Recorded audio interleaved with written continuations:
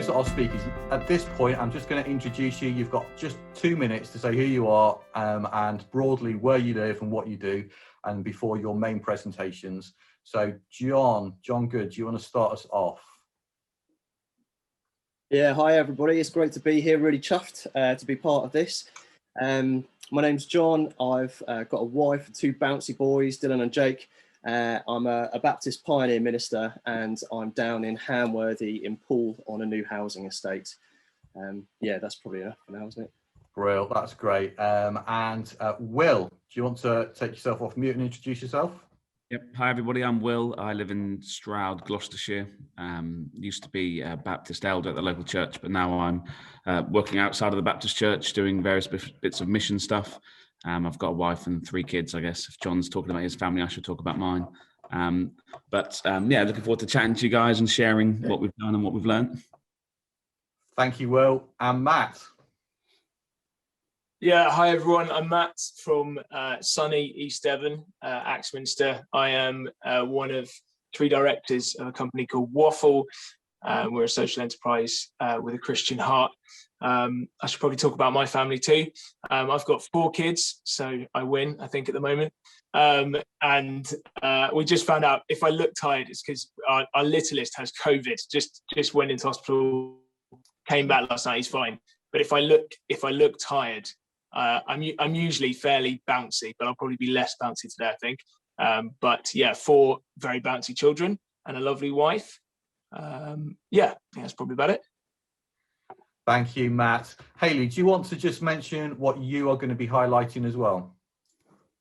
Yeah, so unfortunately, the gentleman can't join us, but about 10 years ago in the Heart of England Baptist Association, there was a home mission church that had a dwindling congregation, and the minister went in and created a community centre. They do a community chip shop, and now it's a really vibrant centre of an estate in the Heart of England Baptist Association. So I'm going to be sharing a video from him, and I can loosely answer any questions around that.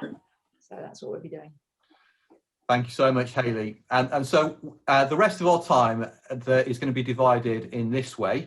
Each of those presenters that you have just introduced themselves will have 15 minutes to talk, and in 15 minutes it will be brief, about what they do in terms of engaging with the mission of God, what I guess inspired them to do what they're doing, and maybe the things that are good that they're doing, the things that they find challenging, the things that are just downright hard work about what they're doing, and then to just share a little bit of advice that they might want to pass on to the rest of us if we might be thinking about starting something like a missional entrepreneurship initiative. What advice would they give?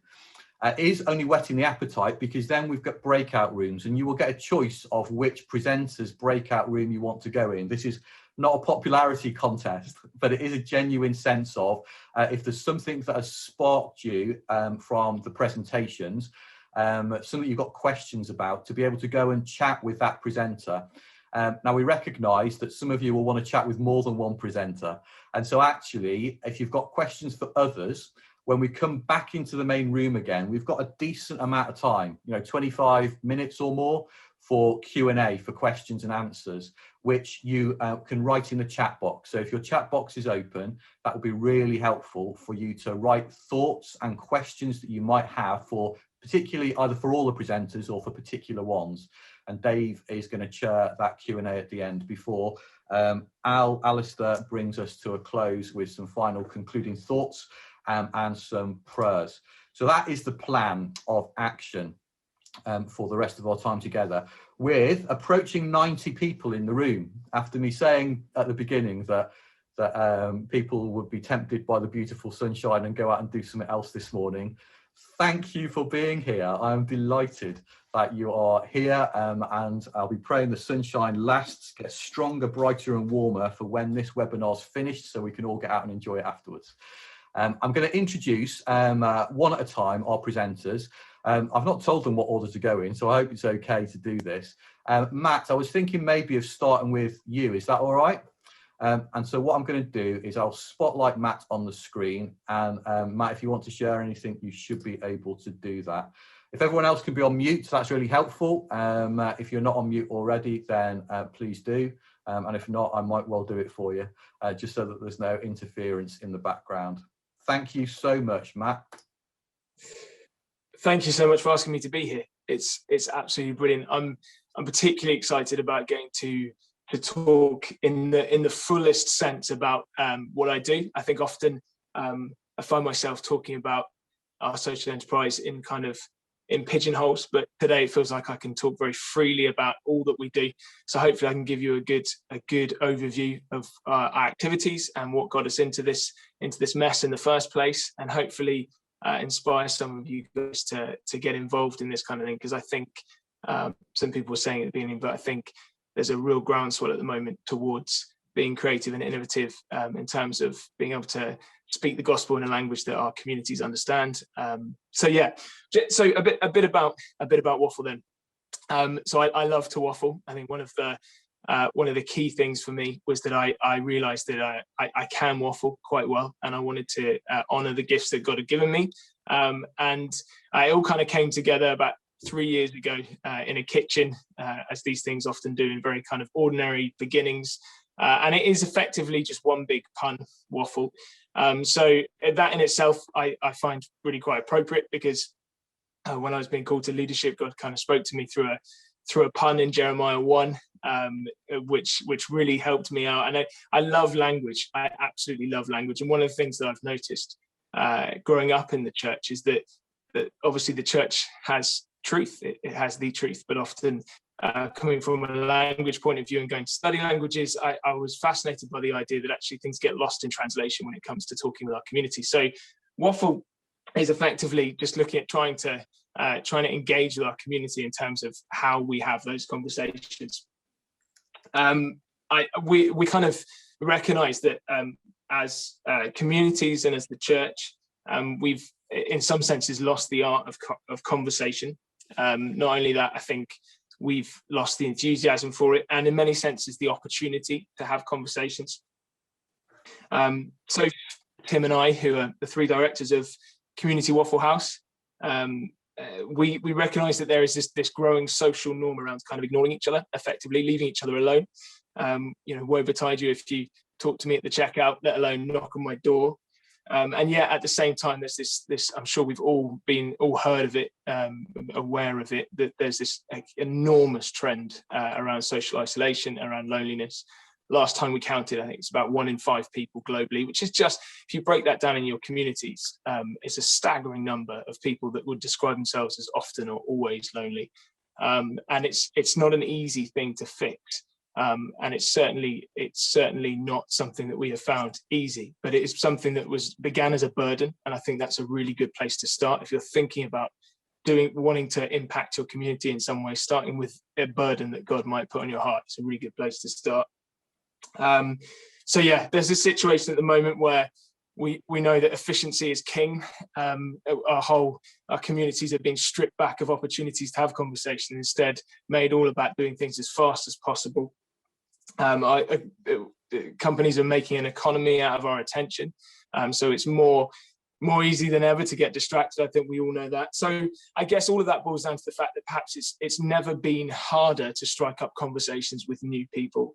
And you might say, well, that doesn't really matter. We might think coming into about a year of not having the conversations in the same way that we have done, that actually that's fine. And do we need face-to-face communication anymore? Is that important? Well, I mean, on many different levels, there's a lot of research that shows just how important it is to have face-to-face communication, not just with people that you would class as your strong ties, so your family and friends, but weak ties, your baristas, your shop clerks. So just on a purely sociological level, one of the most important things you can ever do in your life is go from 0 friends to 1 friend. And for a lot of us, we might be privileged enough never to be so far in our lives, be in a position where we've had the rug pulled out from under our feet and we're in a position where we don't really have any meaningful friendships. But there are, as I said, lots of people in our communities where that is their normal. And going from 0 friends to 1 friend is very important. But making friendships is also very difficult and not something that you can grow in a test tube. We know that every friendship starts with a slightly awkward conversation. That's just the way it is. You can't get around it. Every single friendship starts with a slightly awkward friendship conversation. So if you want to make friendships, you have to make conversations. And a lot of us are losing the confidence and the art of doing that, I think. From a church point of view, we know also that too often our churches look far too much like us. Many in our churches don't feel confident talking to people from different backgrounds, or they simply just don't have the opportunity. They don't make the opportunity to mix with people that aren't like them and make unlikely friendships. So we started Waffle with a pretty simple vision. None of it's rocket science, and we say that very often whenever we're talking to people about this, that it's not rocket science for us. And it's also, it's not something that we're saying that we can fix entirely ourselves. But we had this simple vision to put some intentionality back into everyday conversations, and at the same time put any profits back into our community. So my mum, she had a saying which was keep it simple, stupid. She used to tell me that. She knew me better than anyone. And so really, I think simplicity is one of those things that I would say is really key when you're thinking about these things, is not trying to make things overly complicated. So rather than reinventing the wheel, we realized that there was already a very successful model for daytime community spaces, and that's called Costa or Starbucks or whatever your local chain is. That's where people mix and they merge, and caffeine is the social lubricant. And so we didn't want to reinvent the wheel with that. So our Waffle House is very much, if you came in Axminster, would very much look like a cafe. But we are absolutely fascinated by the idea of what these spaces could look like, what are called third spaces, what they could look like if they were driven by community rather than commerce. So that's what we do. We start by making sure our business model has margin for people to have conversations. So we have a mix of volunteers and staff and work experience kids, and we train them all up. And actually, although we're called Waffle, the training that we do is around listening. So trying to start up those conversations naturally and then sit back and listen to people. And we are awful at listening. It's one thing, the more I do this, the more I realize in myself and others, we're just terrible listeners. And listening is such an important discipline. Sadly, possibly still true in churches as well, that listening, we still think we should give answers more than ask questions and listen. So yeah, we train our staff to do that. There's an intentionality behind what we do, and then we take that training also into organizations and schools. And in schools, we train out Waffle Ninjas, which is quite a lot of fun. And then with these core elements in place, we use this Waffle House, which also we now have a Waffle Play and a Waffle Work element. And it's a completely free to access community base from which we host community groups. That's a little bit of what we do.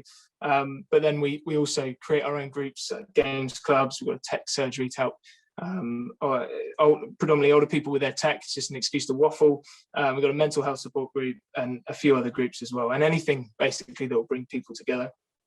We also do some community outreach work, and we've got some funding for that, which is great. So we get to go out and do community gardening and all sorts of things. I want to kind of focus. How am I doing for time? All right. I love the idea. I got sent through just a very brief kind of suggestion for a structure, the good, the bad, and the ugly. And it was really good. It's an opportunity to really think through it for myself. If you're thinking like what social enterprise for mission, for church, and I have to say, like, it's a real honor to be in this room, this virtual room with some guys, Barney and Sarah and Carl and Kay and Ben, lots of guys that have really inspired me to kind of take the plunge on this, because there is a lot of risk involved in kind of doing things a little bit different. It's not the easiest place to be, but it's been great to have that support. The good then, why do this? Why do mission in this way? Well, what we found just from a purely a kind of a business point of view is that being a social enterprise, it gives you stability, agility, and sustainability. We talk about it in those three ways. So stability in the sense that you've got multiple revenue streams. So we're not just relying on funding. We try and stand on our own 2 feet in terms of the business and hopefully make some profits and put back into the community. But then we apply for funding to be able to do kind of extra projects on top. So it gives us a stability. Our model, community interest company that we've gone there are a few different models you can go for in social enterprising enterprising world. But we've gone for a community interest company, and that basically operates in many ways like a limited company. So you get all the kind of freedom and agility that you would with having your own company. So we've got three directors, and we largely make the decisions, which it does bring in, we've talked about, and we've made sure that we've got good accountability around us, but it does mean that we can make decisions fairly quickly, which I think especially at the moment during COVID was really handy, because we could kind of launch new projects quite quickly, and move around. So it gives you agility, stability, and all of that kind of means that there's a more chance that you'll stick around, which I think when you're looking at community stuff is super important, that you are sustainable, that you can be there for a while. Obviously, we're all about relationships and friendship building, and that doesn't happen overnight, and that takes time. So I think you need to be in it for the long run. So that's one of the really good things. Another really good thing of being involved in the business world is that business, I think in many senses, is the new church. It's where people find their purpose and their meaning. So being involved in the business world, actually you get access to a whole new world of people that you would just ordinarily wouldn't necessarily get access to. So just on that level, it kind of opens up your sphere of influence into kind of a much wider field. And we do just get to have real conversations. I would say that's the bottom line, is that when I look around at churches, I think often churches are absolutely brilliant at taking people from like interested to alpha course to whatever to fully, dunked and signed up, and theologically I know none of that's right. I can't see you all, but I can feel the shaking of heads. But you know what I mean, that kind of taking people from interested to kind of across the line, if you will. But I think one thing that in churches we could definitely do more of is just going and meeting people and where they are. And I know that's something that this is all about, this whole, Ricole and the Baptist Union are really passionate about that. So we do get to do that. We get to meet with real people on their own terms, with no strings attached, no religious baggage, as they would describe it, which means that we can then really get build some great relationships. So the bad, this was actually not as hard to think about as I thought. The biggest one for me, and it's great that I can really talk about this today, is that it's something that we talk about time and time again at Waffle, is like, how do we make sure that we are doing all things for all people, so that by all means all would be one for the gospel. I think that's wanting to make sure that we are driven by the gospel, even as we aren't set up as a religious organization, as it were, but we are all driven by the same desire to see people meet with Jesus and just understand his life transforming power, and so that's how we don't get lukewarm with that or lost in that. I think is probably one of the biggest things about doing mission in a social enterprising sense that is tough. It's staying true to your calling, wherever that would be in your context, and making sure that we are for us that we are communicating the gospel.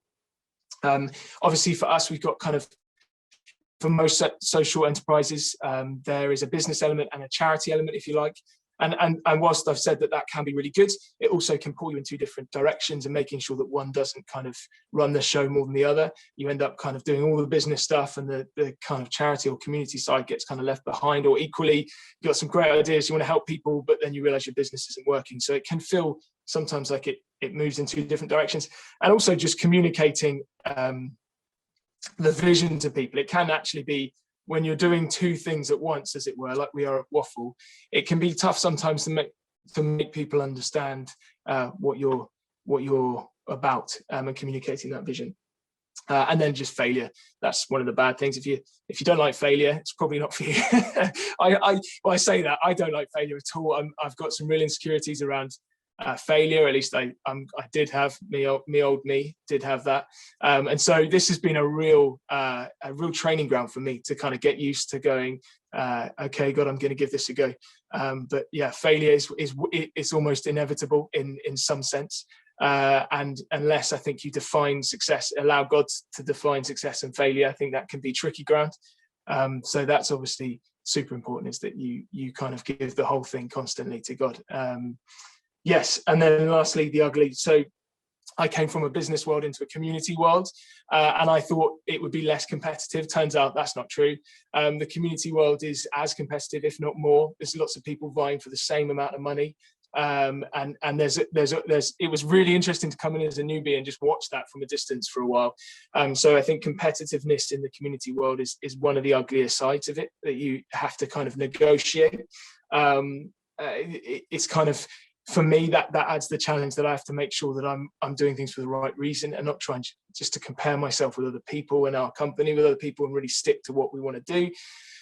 But yeah, that is a tough one, and or at least it's something that we found tough, is kind of finding your place. And then one thing that we found really helpful is turning potential competitors into partners. I think it's a really good technique. I guess that kind of comes under advice, but something that we've learned is that if you spot somebody, you think, they could feel like their toes are trodden on, obviously always communicate, but also if you can partner with people wherever possible, I think that's really good. Turning friends into business partners is not as easy as it sounds. That's another ugly side, if you like. Me, Sophie and Tim are really good friends. We're better friends now than we were, but it's been hard. It's been hard. There are conversations you never would have as friends that you have to have as business partners, and there's money involved. So yeah, that's something worth thinking about. If you're doing it with people that you like, and you love, hopefully, then it's worth thinking about the cost, weighing up the cost, as obviously Jesus tells us to do. And then just lastly, PR versus pride. I think that for me is a big one we're still kind of working out, is when do we push what we're doing? How do we you're in a world with social entrepreneur where everyone wants you to measure impact and tell you how, we get asked, like, are people less lonely when they come in the Waffle House? I mean, how do you measure that? I mean, are people, people wanting to fill out questionnaires and all sorts. And so trying to work out what impact is good to measure, and when you're just basically showing off, or when it's just pride. I think that's been a kind of something that we've had to kind of battle with and talk about as three directors. So yes, that leaves me, hopefully I'm kind of at the 15-minute mark-ish. Advice, actually, I had a few things, and then I just kind of whittled it down to one. And this has really helped us steer ourselves over the last kind of few years. It's a phrase we keep coming back to, and we say people over project. I was thinking about it this morning, actually, and it was it kind of is the first time I've ever thought about this, but I was thinking of when Jesus says, like, what does it profit a man to gain the whole world and lose his soul? And I was thinking about non-profit from that sense. But actually this whole thing is completely non-profit if you're going to lose your soul in the process, if you're going to kind of compromise your character, if you can't do it with love, literally don't bother, don't start. These things have been a big challenge to us, but this people over project, and remembering that it is we never want to try and push the project to the extent at which we're kind of treading over people, and not looking after the people close to us. So we start with our staff, we start with our volunteers and our work experience guys, we start with us three as directors, and make sure we're loving each other, because we know that if we can't do that, then it's just pointless. And just to finish with the story, when we were setting up, for the first time, we've moved since, and we're in a place in the middle of Axminster. We were kind of super busy with all this kind of project planning and stuff, and we realized, it was just a moment when we realized that we were a company that was set up all for having these conversations, and we were ignoring every single delivery driver that came in and dropped parcels off. And we just had this moment where we were like, this kind of starts now. If we can't do it now, if we really believe that these small conversations can change lives, that actually we need to start modeling this now. And it was a real kind of moment for us where we realized that actually, even in the setting up of your project, even in the thinking about your project, it's already begun. And not to lose sight of why you're doing it. What's the big why? And not to get so carried away with the project that you forget the people that God actually called you to serve and to reach. And that's been important for us as we go along as well. So hoping that's about 15 minutes there. Pretty much spot on 15 minutes, actually. Thank you, Matt. That's inspiring stuff. There's comments that are coming in, Matt. You might want to look at them. We're not going to answer those questions at the moment, but they are logged in the chat box, and it might be something that either we pick up on in breakout rooms, or we come back to in Q&A later on. I've just kind of put two questions there that it's worth having in mind as we're hearing all the presentations. which are, what did you find most encouraging or inspiring about the presentation? You don't have to write all of these things in the chat box unless you'd like to, but just so that this hopefully the journey of this morning is fruitful for us. And if there was one question that came to mind as you were listening to the presentation, what was it? And some of you have already logged and listed those questions at the moment. So I'm going to introduce Will in just a second, but just for a second, what was encouraging, inspiring about that presentation? And then also, there might be more than one question, but what are the questions that were raised in your mind as you were listening to Matt speak? I've put a link there to the Waffle House's Facebook page. Do take a look. Matt, stick whatever else is helpful in the chat box as well for people to look up what it looks like. Been a fairly major renovation over this lockdown period and a change of premises, which has been huge. And I've not been to the new place yet because we're not able to move, but I can't wait to get to it. If it's anything like the old place, it'll be awesome. So it certainly extended quite a lot of the mission you were talking about, Matt, in terms of play area and work area and different spaces, because you've got more space available now. And it's a great story, I guess, of a social enterprise with a community focus being able to scale up from where you started in terms of the space available. So maybe that'll be something for questions later on. Brill. So we're not gonna do too much more at this point in time, but what I would like to do is introduce to you Will. Will, you've got screen share capabilities, so please share anything you want to. Don't feel obliged, but if there's anything particularly you would like to, then do, and go for it. You got 15 minutes. Thanks, Carl. Morning, everyone. So my name's Will. I live near Alistair in Gloucestershire.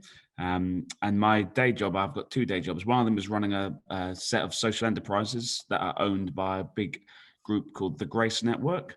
The Grace Network is a bit like Unilever in as much as it's got one, that's the brand behind it all, but we have 5 subsidiary businesses that we run. So we have a furniture business, a kids clothing business, a restaurant, a bike delivery business, we also have a sports business and a house clearance business. So we've got a bunch of businesses that all happen on one big site just outside Stroud. If you're interested, you can go on thegracenetwork.org.uk and have a look at that, rather than me waffle on about that. Matt's got the word waffle stuck in my head now. And if you want to know more about how that all works, you can sign up to our newsletter list again. I've been to loads of these conferences when some douche at the front spends hours telling you all the stuff they did, and then you don't really know how to do any of it because it was so far ahead. So that's what the business side. But my other half, my other day job is running what we're trying to call a modern day monastery. So I used to be a elder in a local Baptist church, but I now work with the Diocese of Gloucester, and we're running a new Bishop's Mission Order, so their equivalent of a pioneer project called Wayfarers Monastery. And that's seeking to use the spaces we have at work to create monastic living. So I'm going to put a couple of resources in the chat box because I think I may as well give you some intelligent stuff. So I've nicked some resources off a really clever chap called George Lings. And George Lings works for the Church Army, and he's done a load of research about how monastic models work and how they can connect with churches. So I'm just uploading that to the chat now. He wrote a pamphlet called 7 Sacred Spaces. I read the pamphlet about 3 years ago and it blew my mind. And we now are using the framework of 7 Sacred Spaces to develop almost like, I always like to call it like a gym for the human soul. So these 7 spaces represent different parts of human existence. And if you live in all 7 well, you end up having quite a healthy life. And if you don't have them all well, you end up with an unbalanced life. So we use that 7 Sacred Spaces model to try and build a monastic community. So we have about 40 people that are part of that monastic community, and about another 85 who are part of the businesses and connected to those businesses. So we've got about 120 odd people that all live in those spaces. And then 2/3 aren't Christian or aren't followers of like disciples, but it's a really combined group. And we use the 7 spaces as a neutral set of venues to operate and live in together. So have a look at that PDF that I've uploaded. And again, we can talk about it offline if people are interested in the specifics. So rather than just talk about what we do, I thought I'd try and give you 3 of four ideas or bits that were useful. And just to be annoying, I based them all on quotes from Confucius, because my mum gave me this lovely book the other day of Confucius quotes. Handsome chap, isn't he? He wouldn't have done well in a Zoom world. So I thought, just to be controversial, I'd use quotes that you probably don't use much in churches to try and help them. So the first quote of Confucius is, "Before you embark on a journey of revenge, dig 2 graves." Very famous quote. And it always reminds me of my challenges of when I was a pioneer in church versus a pioneer out of church. Normally, both those two bits kill each other, because the church wants to stay like church, hate the pioneers, and the pioneers hate the church people, because you're always bickering about whether you should be missional, and you have all these theological debates. And I think actually in reality, Confucius had it right. If you want to bicker and fight between pioneers and non-pioneers, we're just going to fall out. And so there's a phrase or a theological concept of modal and sodal. And those two phrases, I think, are really helpful for us as we try and consider how we be pioneers post lockdown and all that stuff. So modal is that word that means like the mean, the mode. And the theory is that mode is the customary way things are done. Now, most pioneers basically spend their entire life moaning at the old, saying the mode is broken. But if we accept that actually there are 2 different types, mode being the main way of doing it, and the word sodal comes from the Latin word sodalis, I'm told, which is translated as comrade. And so they're often talked about water and fire. So sodal methods are very hot, and they're like almost like an army on a job together. And one of the key things that I've learned is that if we accept that pioneering and church are actually quite different, you'll have a much better chance of understanding where you sit. So one of my bits of advice is to say, if you're going to be a pioneer, don't try and do it modally. Don't try and pioneer in the midst of a church that's doing its church stuff. All you'll do is upset yourself and each other. And we have to start to accept as churches that there are different types of people that are working for God's kingdom. Some of that modal model. And to be fair, the Anglicans have it well placed, because they have the model of the parish, which is a very modal model, which is the parish needs to be there to bury, marry, and baptize people, which is quite mundane, everyday stuff. But we need monks who are much more sodal to go out into that parish and spread the mission of God. So that's my first point, is Google modal and sodal. And again, I've got another PDF that I will upload as well, which talks a bit more about it. And I think if you use that language, it can start to explain why there's a difference between pioneering and non-pioneering, and maybe we can all get on with each other. So moving on from that, my second Confucian quote is, let's get it here. The second quote is, "A lion chased me up a tree, and I greatly enjoyed the view from the top." Now, the problem we all have as churches is if you do the counting of both money and people, we are slowly dying as churches corporately. But that isn't the first time the church has had that problem. In the Dark Ages, we had trouble. And in other times, we've had all sorts of trouble. So I'm not particularly unduly worried. I don't think God's church is going anywhere, but lots of our institutions of church are in trouble. It feels like we've been chased by a lion up a big tree. And my suggestion to this group, for those of you thinking about pioneering, is you might need to start thinking about in church and out of church. So recognizing that the church structures that we often inherit maybe aren't that good anymore. Maybe a lion is chasing us and we have to climb higher. But then suddenly, as we've done that, so many of us have actually seen a real opportunity. Listening to Matt is such an exciting opportunity. Rather than set up a cafe in the church, they've just gone right out of it, set up an actual business, and off they go. And so I think for lots of us, as we're considering how we come back from lockdown, we'll really want to think about that in church, out of church. I think there are loads of models that you can use to do mission in church as well as out of church. And I'll upload one more little picture here. In fact, it's such a good one, I might even upload it in a minute. And I think for lots of us doing missional pioneering, if we learnt to accept that we're working outside of church in that main sense, we'd have a lot better time with ourselves. And this is a little diagram that I stole from somebody else that talks about all different models of how we can pioneer church. And it sounds like what Matt does, and probably what I'm doing, is this kingdom-orientated social enterprise. Once you accept that you're not in church, the conversation with church can be much nicer. Because suddenly you're talking about working outside of it. You're not trying to destroy or replace everything that's going on, but rather you're saying, you're a modal model. We need that. We need to bury, we need to worship regularly. All these things are important. But actually, some of us are called to go outside of the church, like the monks of old, and get stuck in. So I think that's one of my bits of advice to anyone thinking about mission is, do you want to do it in church, which is fine. You can look here about messy church and cafe church on the left, or are you going to do it outside of church? And if you know which one you are, you'll probably have much clearer language and be much less offensive to each party. Because I spent years being friends with no one, either in church or out of church, because I was always in the two. And so my advice is to think about that. The other third quote I've got for you is, if you plan for 1 year, plant rice. If you plan for 10 years, plant trees. But if your plan is for 100 years, educate children. Another Confucian quote. And I think what we have to recognize as church is, we need to plan for 100 years. Every time you care about the next 5 years, you're missing out the fact that the world's unfolding at a very slow, steady rate.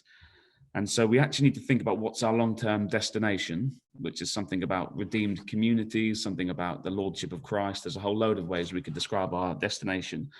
But in reality, there is no end to that journey, right? We're not going to get to a point in 5 years and go, oh, job done, we can all chill out now. Maybe if the rapture happens or the sky splits in half and Jesus returns, that might be all right. But for years to come, one would imagine we've got to work. And I think Matt touched on this. Basically, there's no end in sight. So what we are now is part of our mission. So by that, I mean, if I'm so angry and upset with church that I'm really difficult and off I go to try and fix it, normally that fact that I'm not focusing on my own discipleship fundamentally cuts away at my own mission work. So I want to give advice to anyone looking at that mission stuff, is the journey starts with myself personally. Am I getting closer to God each day? Do I enjoy going to my 7 spaces? Does my businesses that we run make me feel closer to Christ? If that's the start, then that's good. Is my community day by day living out that reality? And then finally, is my church living it out? And I think too often with pioneer work, we can be really target driven or really passionate about getting the gospel out there. And I've seen so many of us burn out because actually we haven't looked after the fact that it's a day by day journey. And I think that Confucian phrase says, depending on your timeline, you take very different actions. So if you just want to fix your church up and try and get a few more people in, you might hire a new minister, you might refurb the place, which is one of those shorter term 10-year plans. But if you really want to see kingdom growth, we need to be discipling people properly. And that starts with me. So the first trick I do, we have this thing called cell, one of the sacred spaces, which is that space between me and God. It's the most old school concept of just praying every day by yourself, right? It's sort of so out of date, it's almost boring to say it.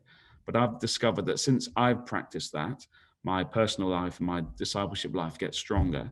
And that allows me then to move forwards and work with others. So I would really encourage people to think about those 3 points. One, that concept of modal and sodal. Perhaps there are different forms of church that we should be in. Some of us are here to do the mean, the average, and some of us are here to be sent out like troops into a battle to search out for more. Secondly, are we in church or working out of church? In the dark ages, as the church was falling apart because the Romans had left and the Vikings kept coming and all sorts of stuff, it was the monasteries that actually ended up holding the spark of the gospel for the next generation. So perhaps you'll find that the gospel is held not in churches for a few years, but maybe outside of the church in groups that are more monastic. And thirdly, always remember that the journey is in the destination. So you don't get to a place. The journey is what you are. What I am today is part of my kingdom living. And so that's really, really important if you want to be getting on with this stuff. So just finally, for the last couple of minutes, I just wanted to talk a bit about how we actually do it. What does Wayfarers and Grace Network do? Well, I've been interested for years in that phrase, Luke 4, where Jesus talks about setting the captives free and letting the blind see in the year of the Jubilee. And it always struck me that was like his manifesto. So we actually have that quotes in and on everything we do, and not literally everything, but all over the place. And we ask ourselves every day, is what we're doing today going to make the kingdom more apparent? Are people going to see? Are the blind going to be given their sight? Are the captives going to be set free? And a bit like how Matt described, I started that 9-10 years ago, running a little food bank here in Stroud. And by asking that question every day, we've been able to basically iterate and change and morph. And here we are now with about £1 million worth of social businesses and a mini monastery growing and a big set of warehouses that make a difference to lots of different people. And so again, my final bit of advice would be for people to really think about which part of the gospel really, really excites you. Because some people it'll be about justice, some it'll be about loneliness, some it'll be about evangelism, some it'll be about teaching. And if you can get some angle that really gets you going, then you'll be able to iterate and do stuff. If you're trying to copy some other person's book, you'll probably fail quite quickly. We've all read like books from the early noughties, some like, is it Francis Chan or whatever the cool one was a few years ago, and I used to read those books. And you sort of pick up his vision and you try and model it and copy it. Well, what I've worked out is pick a bit of the Bible that really speaks to you and just crack on with it. And I find that really helpful because I can ask that question. And my final picture to share with you, if I can find it, is we've actually set our, let's see this here. We've actually set our concept up, what we call 7 sacred planets. So you can't really see this very well. We have Luke 4 here in the middle, if you can see that. And each of our 7 sacred spaces are orbiting it like planets around a solar system. The energy of our work comes from reflecting on that Luke 4 piece. And all our 7 spaces are orbiting that. And so it means that all of our meetings, whether it's a gathering for food, whether it's our businesses, whether it's the way we make decisions, are all at varying distances from the intensity of that Luke 4 gospel. And one thing that I've really found helpful for me is find that word that really matters to you and then find out ways of embodying it, which is these 7 sacred planets, as we often call them. So I'm probably going to stop there. I'm happy to take questions later and in the small groups. And if people want to email me, they can do that as well. But my main thing to say is be bold. There's plenty of God's power left, even if our churches sometimes look like he doesn't live there anymore. He isn't dead, he's alive. And we should be excited by that. Will, that was outstanding. Thank you so much. Massively inspired by that. A whole kind of monastic rhythms and new monasticism is something that I personally have had an interest in for quite some time. So yeah, what you're saying is definitely ringing my bell. I don't want to rush on just between presentations. I'm aware of the fact that there's a lot of information that is being flung out at the moment. So I do want just to give a little bit of a moment between each presentation for you to breathe, those of us that are listening, and just to consider what was inspiring and encouraging about what Will just presented. And what were the questions that came to mind about the presentation as well. Write them in the chat box if you want, or hold them, and you've got the opportunity to go in the breakout room with Will in a second to ask them. But like I say, we've got a plenary question and answer session as well that'll be towards the end of our time together. So it'd be good for us to hear those things, but just a chance to have some headspace, take a breath, consider what God might be saying through what Will's been sharing. And then in just a minute, I'm going to introduce to you Johnny.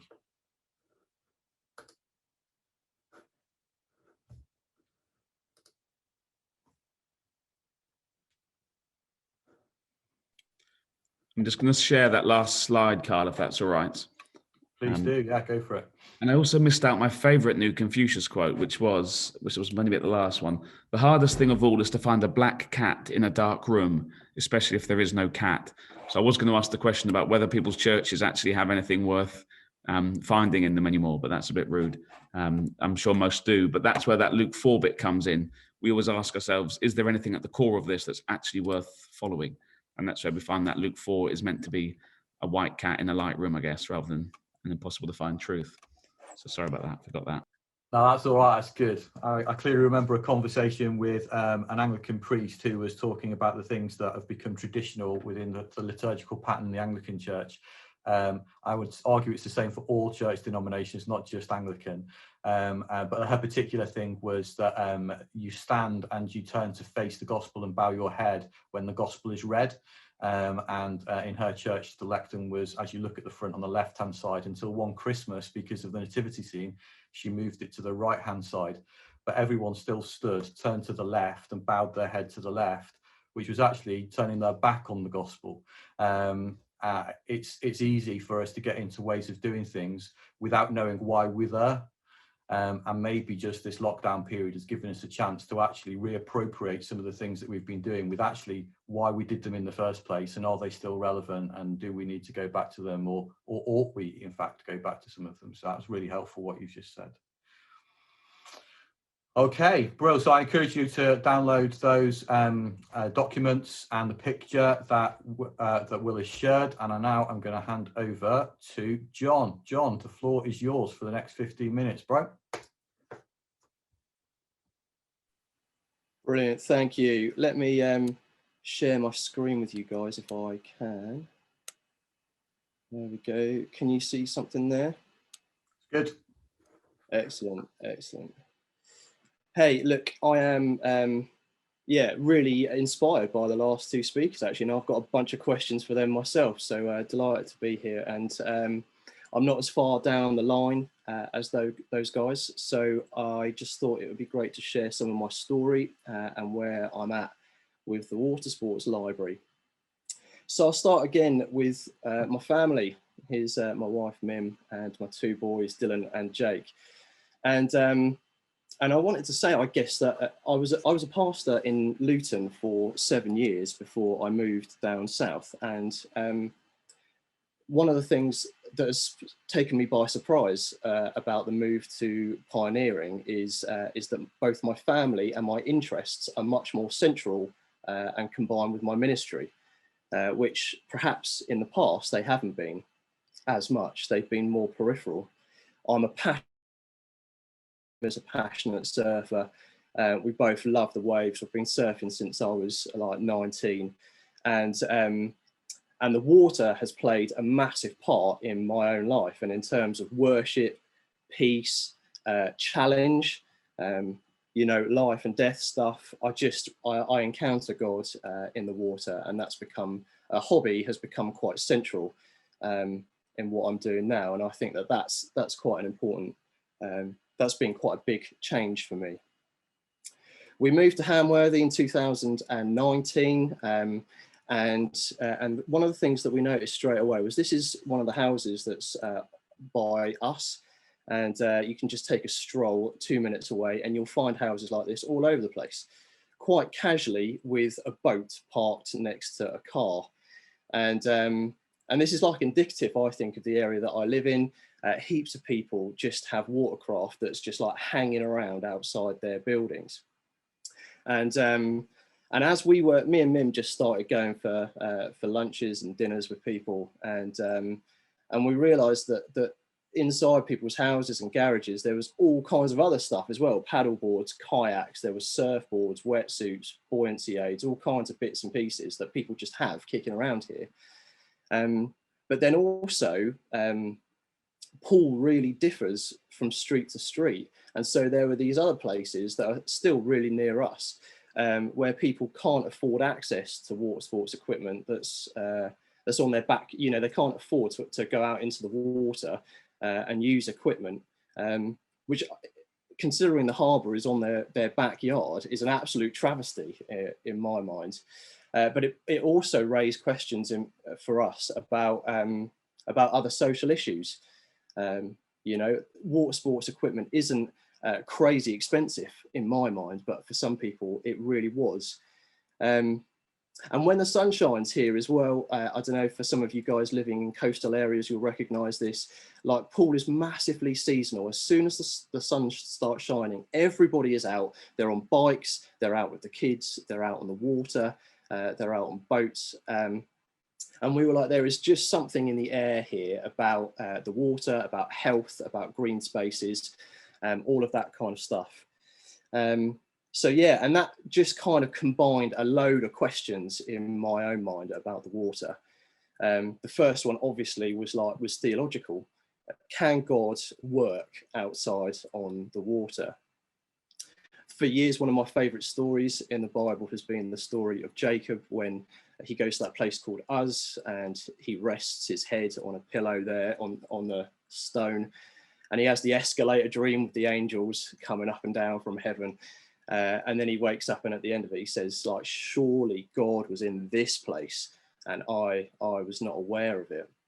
And I just love that, because for me, ever since reading, you know, like Mission Shaped Church and all those kind of things, way back, well, I think that came out in 2004 or something, I'm so passionate about the idea of God not just living in places that are unexpected, but actually working in places that are unexpected. What does it mean that God is in the office or in the park or in the pub or whatever? I love all that. So my question is, I guess, can God work out on the water? Could people worship him out there? What does it mean that he's healing people? I read an amazing book. You should check it out. If you love water, check out Blue Mind, which is all about the physical and the mental health properties of water, what it does to people to increase health. It's an amazing book. So yeah, I've got all kinds of theological questions about, like, what can God do with water? Then I had a more social question about, like, is there a way to make water sports cheaper and more accessible for people? How can we equalise the gap between the people who live in sandbanks, for instance, down the road, who have heaps of money and heaps of gear, and get everybody out on the water? We wanted to create something that was financially sustainable. Matt mentioned, you know, with the Waffle House, that a business needs to make money. And also the opportunity around making money is that you can reinvest back into the local community. So I think as well, from being a church minister, I had questions around sustainability and giving. And I was kind of, I guess I wanted to test out for myself whether there could be an alternative to people giving. By the way, I'm not anti-giving. I have been supported, you know, by grants for the last few years, and so I'm very grateful for it. But I'm excited actually by the challenge of becoming financially sustainable. And not only that, I really think that the church could lead the way in terms of talking about money and talking about finance into the future. I think there's a massive opportunity for the church to speak into investing and money. But that's another thing. Could we do social good with this? Is there, you know, I think there's an environmental aspect to water sports. Ironically, wetsuits, fiberglass, you know, paddle boards, all the stuff that goes into water sports, both at the beginning end of production and at the end of production, are terrible for the environment. I also have a real problem with ownership. I don't think we all need to own a boat. I don't think we all need to own a paddle board or a surfboard or whatever it might be. So yeah, I had a question around the environment. I think that social trust could increase if we were able to share water sports equipment. And then lastly, I had questions around, I'm sure some of you are aware of the community or the charity model ABCD, asset-based community development, which is something that I've been reading about in the last few years, which says that, you know, potentially charity has, one of the downsides is that it turns the people who are doing the charity have power, and it turns the people who don't have, who are on the tail end, turns them into clients. Whereas actually, how can we get to a stage where we start with not the lack in community, but the strengths in community, and how can we begin to mobilise people's strength and what they already have? What are they bringing to the table? You know, even the poorest people in our communities, like, you know, have heaps to bring to the table. And I wanted to create something which was, yeah, sustainable and brought everybody into a sense of equality, I guess.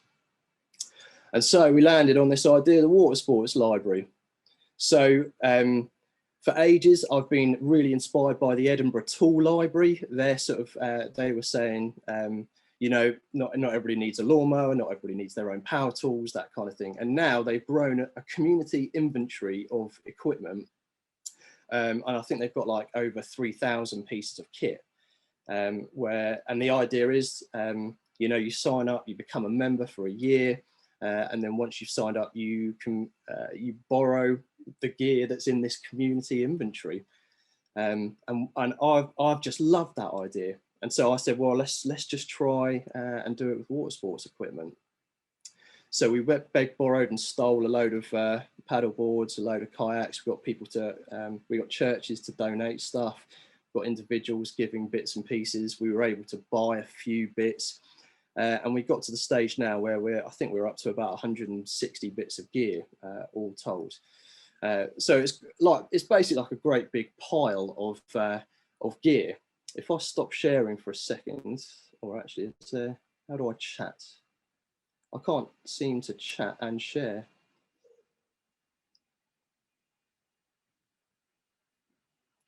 oh, there's the chat.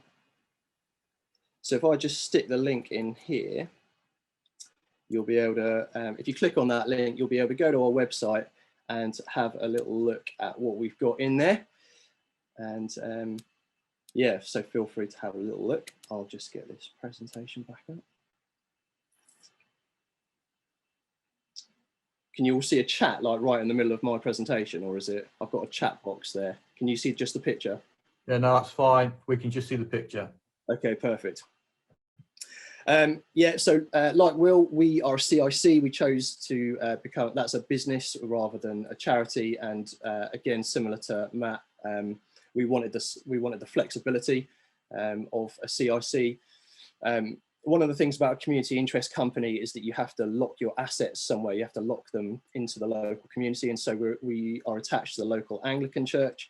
So were we to go under down the line, I should imagine the local community church will end up with a ton of water sports equipment that they then have to work out what to do with. And obviously off the back of this, what we wanted to do really was get to know people. People would borrow equipment. The idea of a library isn't that people just turn up once or twice. You know, we get to know people as they begin to borrow. We talk to them about their experiences out on the water. We give people sort of starter and tasters out there. And then off the back of that, hopefully to develop some Christian community. We weren't able to do all that much. We launched in May last year. And so we were only able to do one retreat, but it went very well.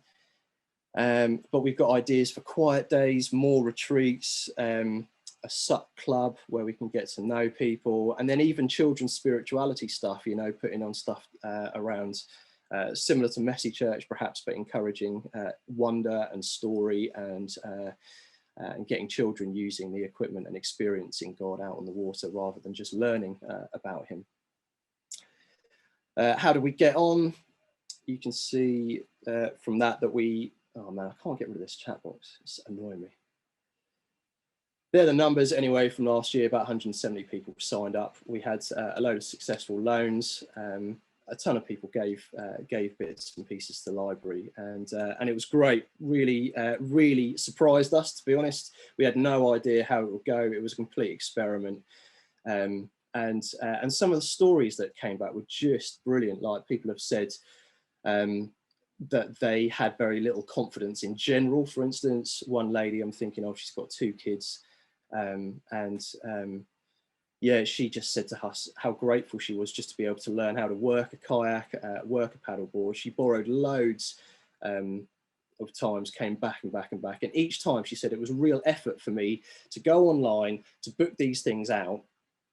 But actually getting here, getting out on the water has made all the difference to my mental health today. And that's been brilliant.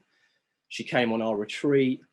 She had an opportunity to pray. We did some contemplative prayer exercises like out on the water and stuff. And her and another few people who don't know Jesus were having pictures, and yeah, it's just been great. I've been really, really encouraged by it so far. Some of the barriers, some of the difficulties to getting into the business was that I didn't have an experience, particularly of business. I didn't know how to run a business. I went on the Matrishka House course, and that was brilliant. That really helped. That was a week-long residential. But I feel the lack of experience most of the time when I'm in the library. There is stuff that crops up every single day, and I just think, actually, I just don't know how to do that. Very recently, we've been awarded a national lottery grant, which will enable us to take on an extra staff member. And the YMCA have offered us a second base for this year. So I'm just trying to work out, how do you employ someone? How does all that work? How do you interview? How do you, I'm trying to work all that sort of stuff out for myself. Another barrier was money. We didn't have much money at all when we started this off, and the library was really minimal, just a handful of gear, and that was, part of the adventure. There was no model apart from the tool library and some of the libraries of things which I went to visit.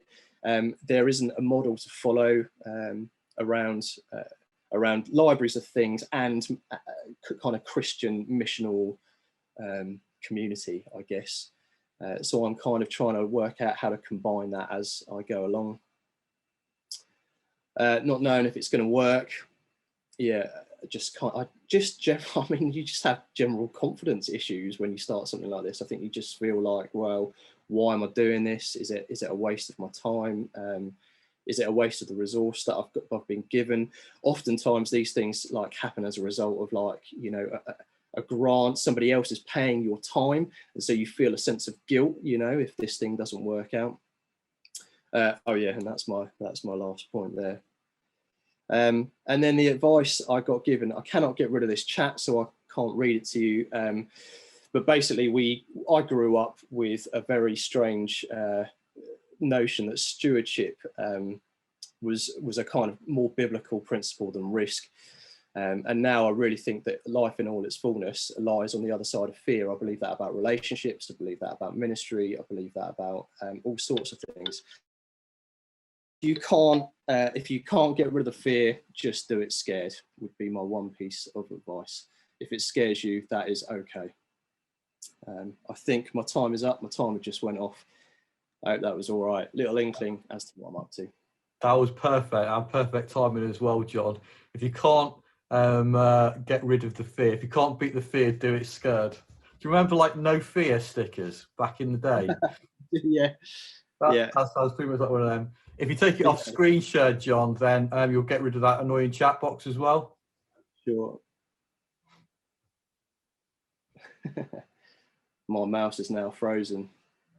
Do what you can to carry on without me, mate. That's all right. I'll be able to do that. There we go. Sorted. Brilliant.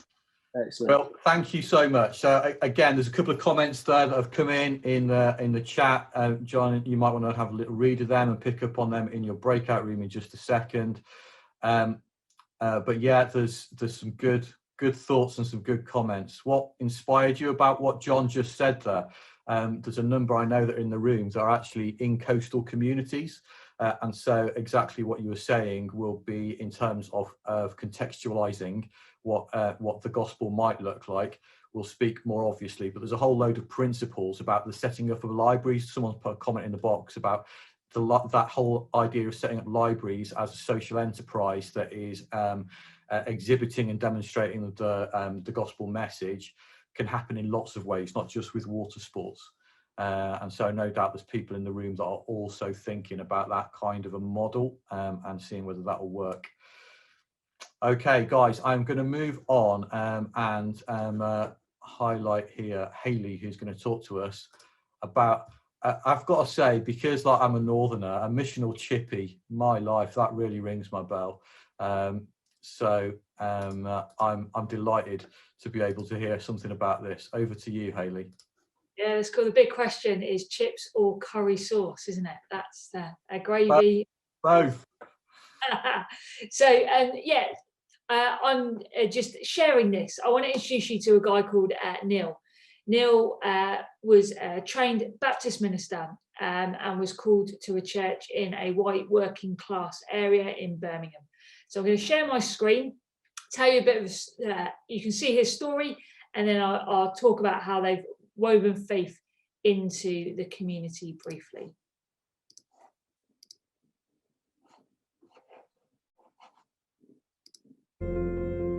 I'm Neil Roberts. I'm the minister at Chelmsford Baptist Church, which is in East Birmingham or North Surrey Hull. When I came here straight from college back in 1994, and I felt very strongly at that point a call to ministry in this sort of area. It's what would have been called a white working class estate. One of the issues we face, which many small churches face, is how do you make a place sustainable? The congregation isn't very big, and it's certainly not very wealthy. We had a large building that was in a very rundown condition, wasn't covering its costs at all, and needed a lot of work doing. And we felt very strongly in the early days then that God was saying, well, let's do something. We did discuss, well, do we need a building? And typically and unsurprisingly, the church said, of course we do. But what I found inspiring from the church's discussions was they all said it's not just us, we all need a building, we need a place where people can meet that belongs to us as a community.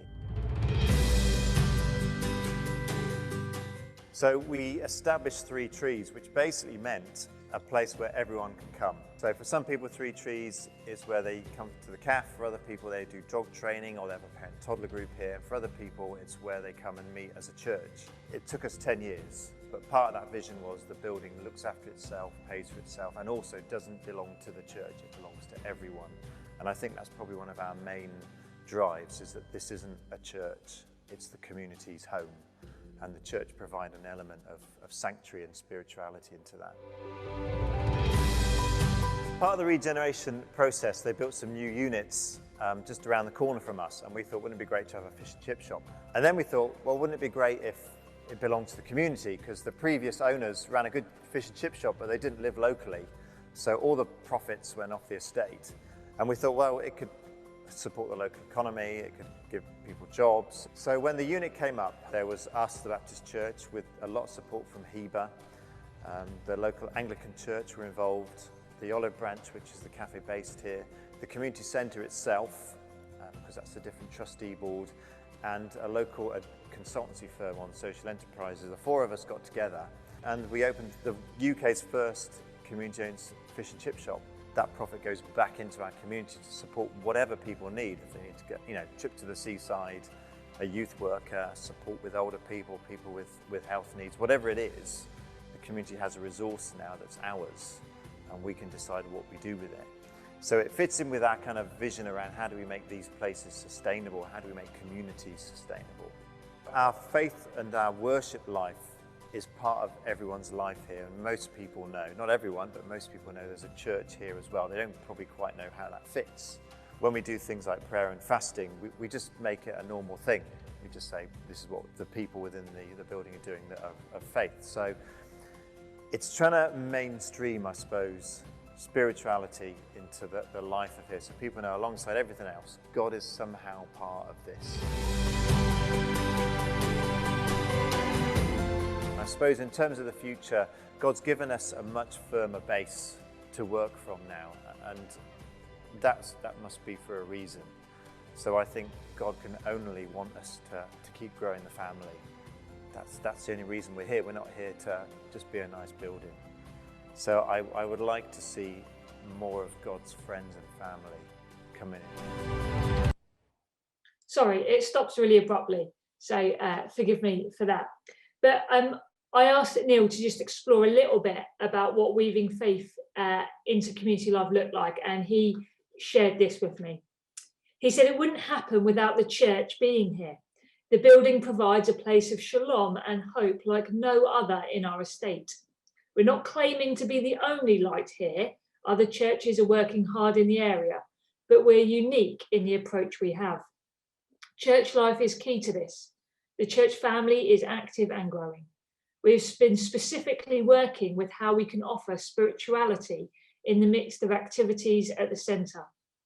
We found that the traditional outreach approach just doesn't work.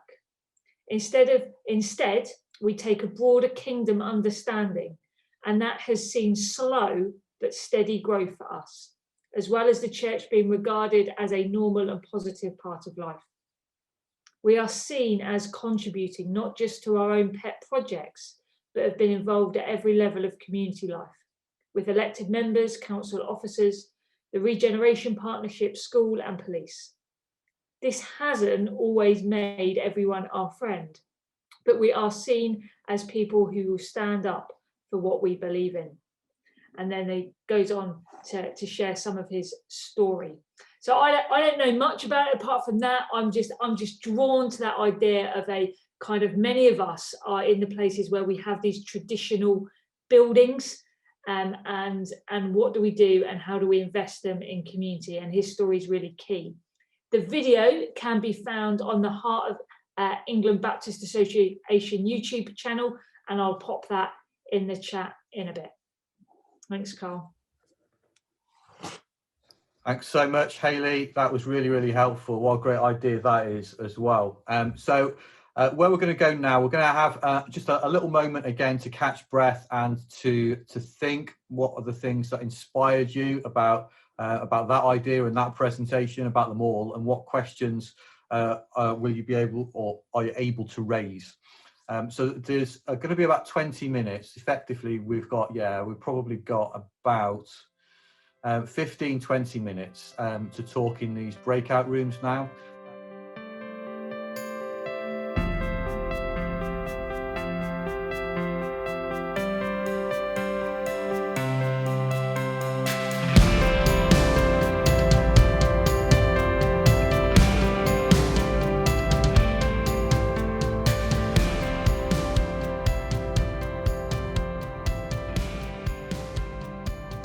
Okay, thanks ever so much. Hope you enjoyed the breakout rooms, and boy, has it been a full-on morning.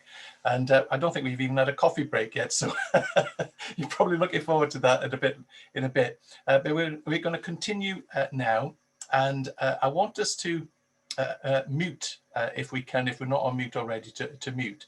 And this is a time for us to ask questions to those who've taken part this morning. And again, just want to say a big thank you to those guys. Oh my goodness, there's been so much in what's been shared, isn't it? So I suspect there's going to be quite a few questions coming in.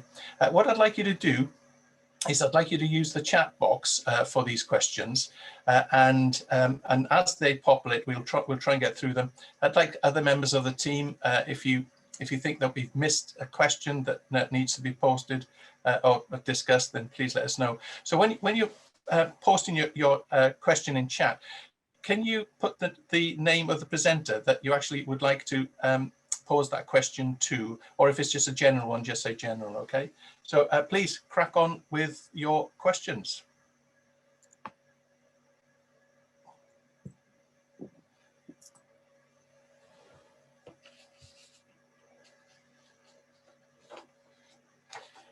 I've got one question from earlier, and this is to Matt.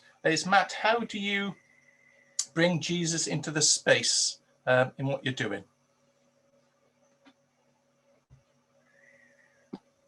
Almost forgot to unmute. Yeah, I think in our breakout group we kind of talked about that a little bit. I didn't mention to anyone that wasn't in that group, I didn't mention that we have us three directors are part of three separate churches, and the church that I'm part of meets in Waffle on a Sunday. So we very much look to we whilst keeping Waffle and the church separate, we also we look to engage with people when people are engaging around faith issues, or just express any kind of interest. It's a really nice and easy way to kind of move them into a Christian community on a Sunday. We say, hey, come along, and then we give that Sunday hour. Someone asked me in the group whether that Sunday church looks anything like conventional church, and the answer is yes. But we do kind of centralize discipleship, so we try and make it so that when Bob comes from a mental health support group and you say, okay, come along on a Sunday, it's the same place that he's been coming along to. It's a lot of the same people. And then we keep doing one-to-ones in our church, and we prioritize small groups so that kind of culture of relationship building that he's used to is the same or similar when he gets to church. But obviously there it's very much, we're very clear that this is we're a faith community, faith community, that we are here to follow Jesus. So there's a real kind of clear step between the two, but hopefully quite a small step for people to make in terms of shifting culture. So that's really, I think, probably the easiest way to answer that question, I think, Dave. Yeah, thanks so much, Matt. Just one more for you, Matt.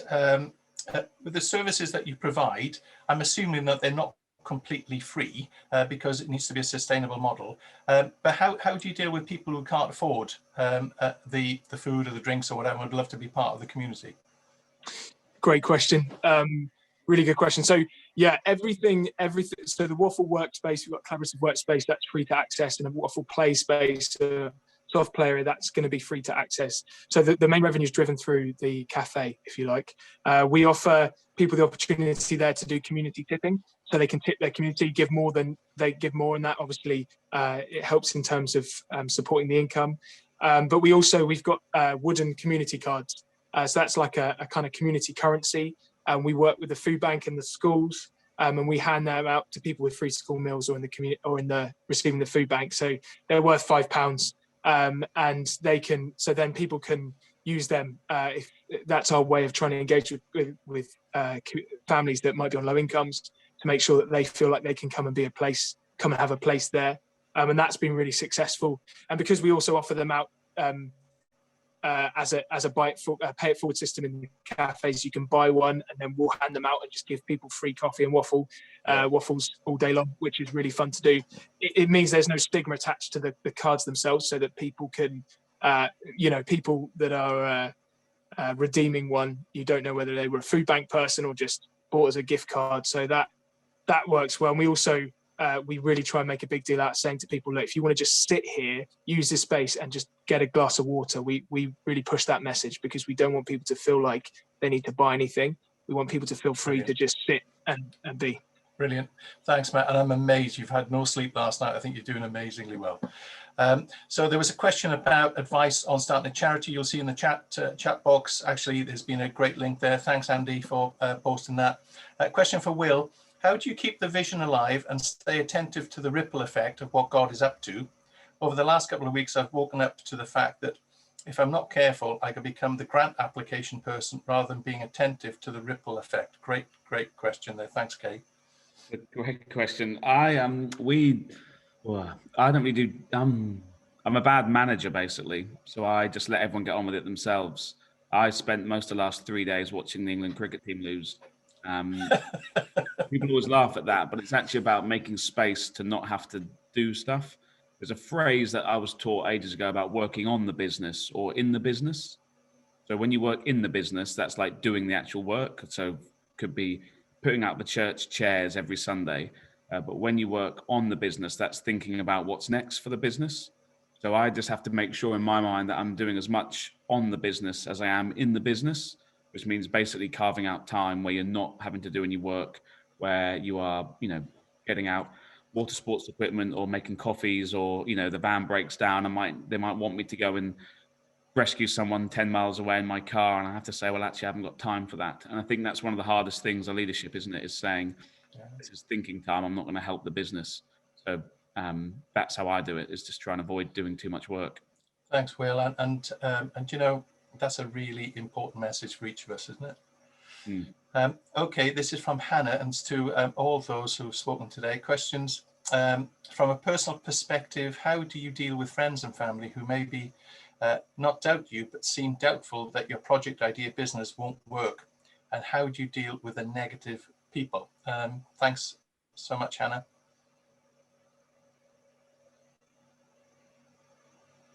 Well, Napoleon always says he wanted lucky generals, not good ones. So I just rely on that and tell myself that life is fundamentally not about what I do, but how I respond to what happens.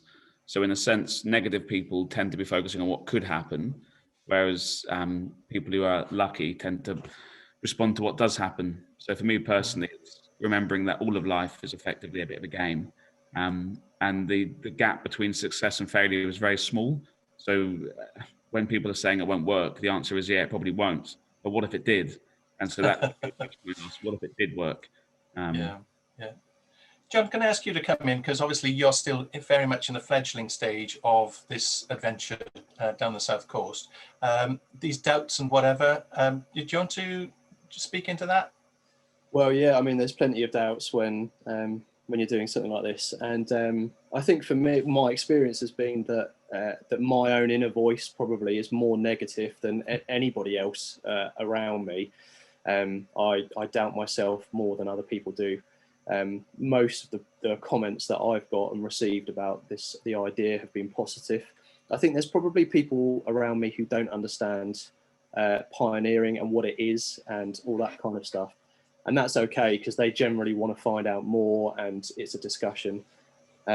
But yeah, I think anything negative, I think you handle that in the same way that you handle any other normal negativity in church or about your calling, and you go back to I try and go back to my identity as a child of God, and I think that's the only thing that will fix that deep neediness. You don't want to build a church or a business out of that neediness, do you? Like wanting to be loved. And I think the the thing that can fix that is knowing you're a child of God and that you're loved.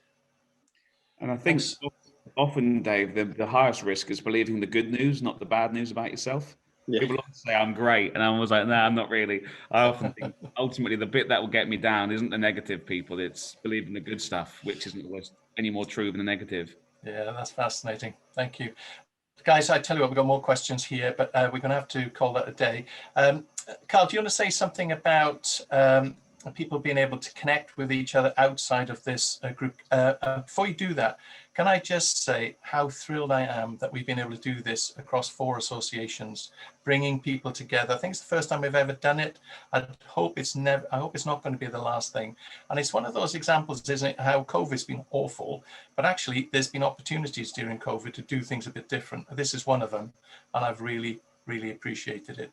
So Carl, this thing about connecting with one another post the meeting, questions that perhaps are burning to ask, how do we get those questions out to the different people? Okay, that's great. Thank you so much for all of those questions. I know not everyone got their question answered. Just to say that I've just put in the chat the link. That's the channel, the YouTube channel, where you'll find the video later today. And in the description box of that video, I'll try and put some useful links and as much as possible, how to connect with each of the speakers who you've heard today.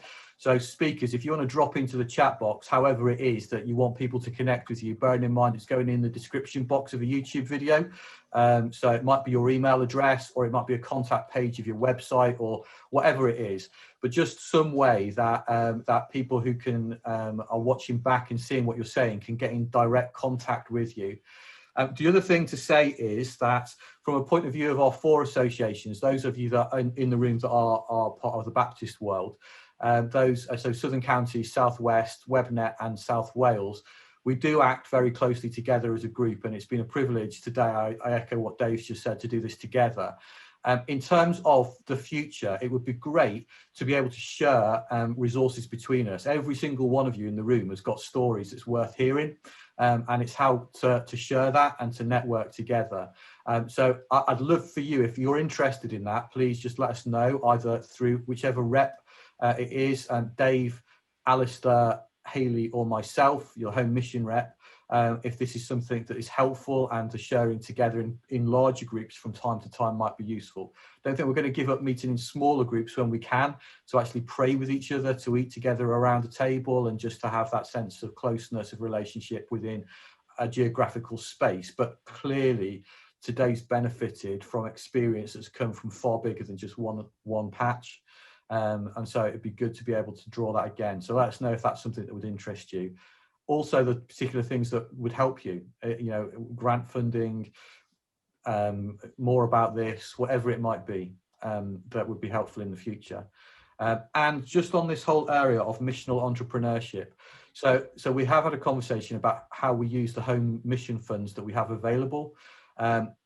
We are not stopping making them available to established churches for the things that established churches engage with, so long as it's highly missional. Then of course they will still be able to apply. But I think what we want to do is to say, look, if God's put something on your heart that looks like something like you've heard today on the screen, can you have a conversation with us? It's not to say that we're going to have enough money to bankroll the whole thing, but just in terms of maybe the expertise that can be offered to get things up and running, and also possibly some money towards establishing something. We want to say, look, if there is something that is on the heart of God that He's laid on your heart, then we want to walk with you on that journey. And we know that sometimes that's going to be risky. And we know that not every grant that we give is ever stonewall successful. And as someone said in our group, neither are we anymore looking for the amount of bums on seats it translates to the following Sunday service, or the amount of Dunkins that you've managed to get in this particular quarter, baptisms, much as that's a wonderful thing. So we want to celebrate those things, and we want to say, of course, we think those things are important, but it's not all about that. And so our funding shouldn't just be to that end, is what I'm saying. So so please, if you can get in contact with us, and let's have a conversation. I can't make promises, but I can say that we would welcome those conversations, all 4 associations and together.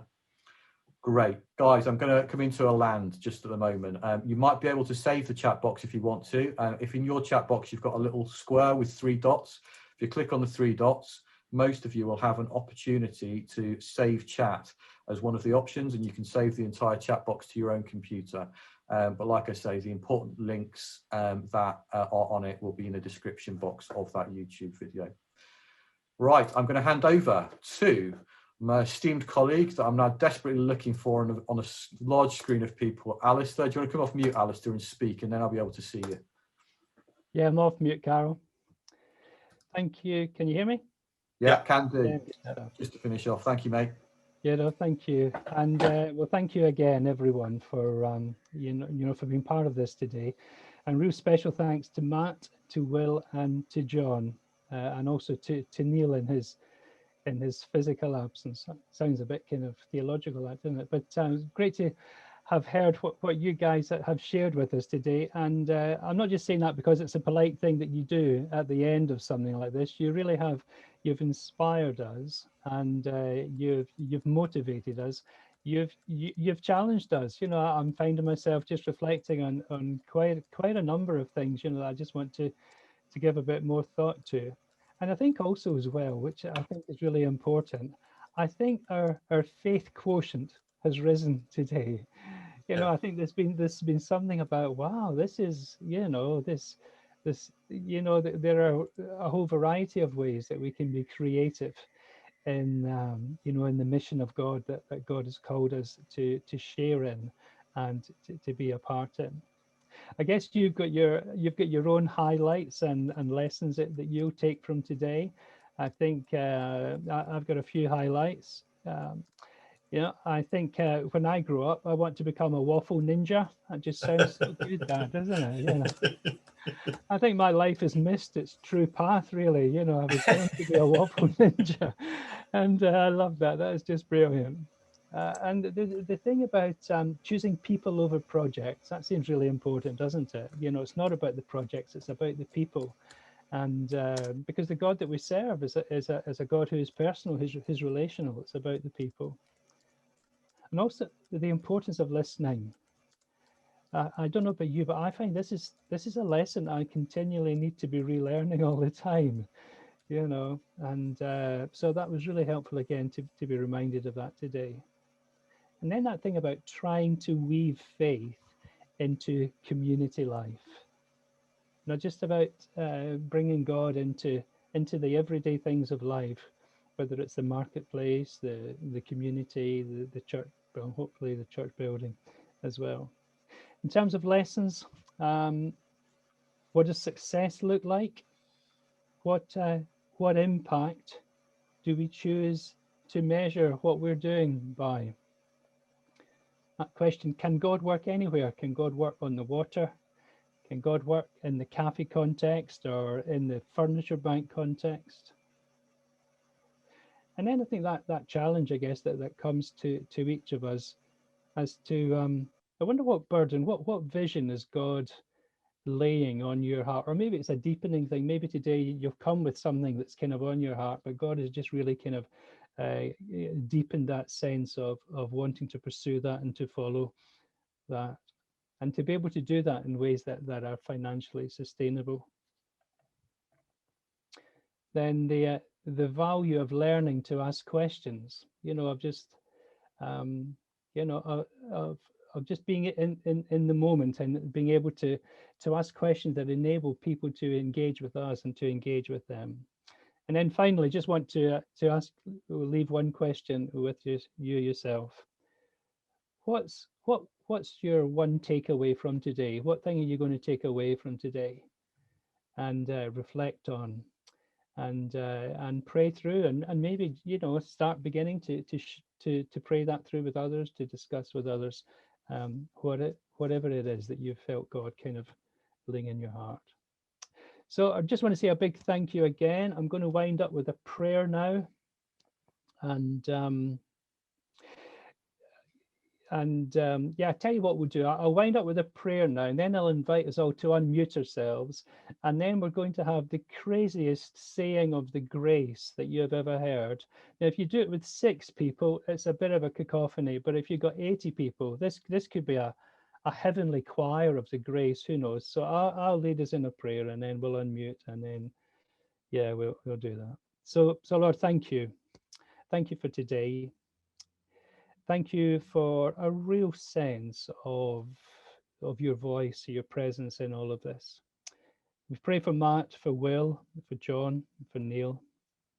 And we pray that as they have encouraged us, that you would, in your grace, encourage them. And pray that you would give to them, as they look to the future, a massive sense of your presence, your journeying presence with them. A really special sense of your peace and of your power, empowering them.